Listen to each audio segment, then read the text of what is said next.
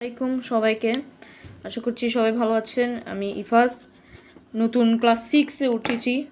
তো আজকে আমাদের টপিক হলো বীজগণিতীয় রাশি। বীজগণিতীয় রাশি। তো এটা হচ্ছে অধ্যায় 4। তো এখন যেহেতু পাটিগণিত ধরে নেই, তাই এটি আমাদের স্কুলে করাচ্ছে। তো এটা হচ্ছে সরল করো। এটা এক ধরনের বিষয় বীজগণিতের। তো আমরা শুরু করলাম।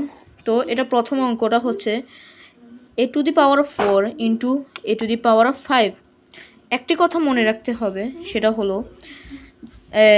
গুণের ক্ষেত্রে, যেহেতু এখানে গুণ রয়েছে, তো গুণের ক্ষেত্রে পাওয়ার যোগ হবে। তো আমি করলাম, আমি একটু সাইড করে নিই। তো আমি যোগ করলাম। তো এ জায়গায় বসে যাবে, কারণ যেহেতু এটা এর কোনো যেহেতু মান নেই, এটা শুধু একটা পাওয়ার, সেটা যদি এর সাথে পাওয়ার আসছে, তো আমি এটা যোগ করে দিলাম। যেহেতু 4 + 5 = 9, তাহলে a⁴ 9। তো আমাদের উত্তর এটাই। এরপরে আরেকটি অঙ্ক, সেটা হলো x² into x⁴ into x⁴ 12। তো আমি করলাম, আবারও বলছি, এটা x বসে গেল, 2 + 9 + 12। তো আমি করলাম, তো 9 + 2 = 11। 11-র সাথে 12 যোগ করলে 23। তো x⁴ 23। আরেকবার করি, 11। তো আমি